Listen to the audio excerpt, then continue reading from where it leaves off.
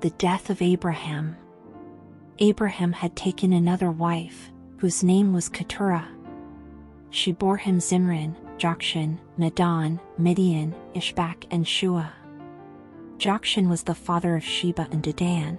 The descendants of Dedan were the Asherites, the Letushites and the Lumites. The sons of Midian were Ephah, Epher, Hanok, Abida and Eldah. All these were descendants of Keturah. Abraham left everything he owned to Isaac. But while he was still living, he gave gifts to the sons of his concubines and sent them away from his son Isaac to the land of the east. Abraham lived 175 years.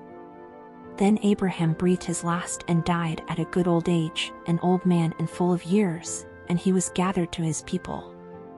His sons Isaac and Ishmael buried him in the cave of Machpelah near Mamre, in the field of Ephron son of Zohar the Hittite, the field Abraham had bought from the Hittites. There Abraham was buried with his wife Sarah. After Abraham's death, God blessed his son Isaac, who then lived near Beer Lahai Roi. Ishmael's sons. This is the account of the family line of Abraham's son Ishmael, whom Sarah's slave, Hagar the Egyptian, bore to Abraham.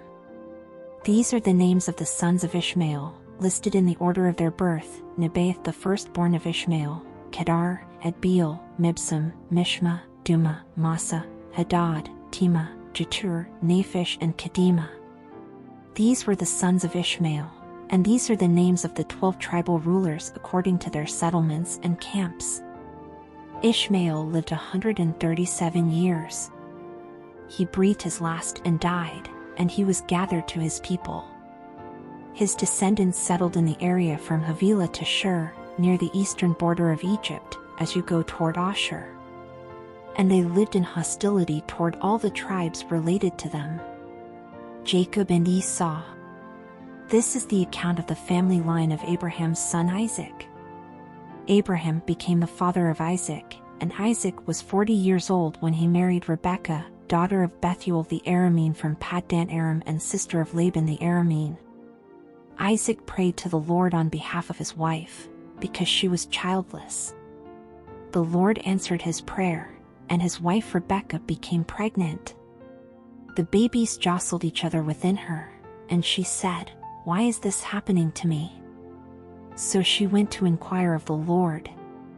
The Lord said to her, "Two nations are in your womb, and two peoples from within you will be separated. One people will be stronger than the other, and the older will serve the younger."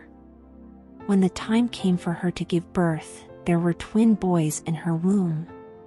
The first to come out was red, and his whole body was like a hairy garment, so they named him Esau. After this, his brother came out, with his hand grasping Esau's heel, so he was named Jacob. Isaac was 60 years old when Rebekah gave birth to them. The boys grew up, and Esau became a skillful hunter, a man of the open country, while Jacob was content to stay at home among the tents. Isaac, who had a taste for wild game, loved Esau, but Rebekah loved Jacob. Once when Jacob was cooking some stew, Esau came in from the open country, famished. He said to Jacob, "Quick, let me have some of that red stew. I'm famished." That is why he was also called Edom. Jacob replied, "First sell me your birthright." "Look, I am about to die," Esau said. "What good is the birthright to me?" But Jacob said, "Swear to me first." So he swore an oath to him, selling his birthright to Jacob.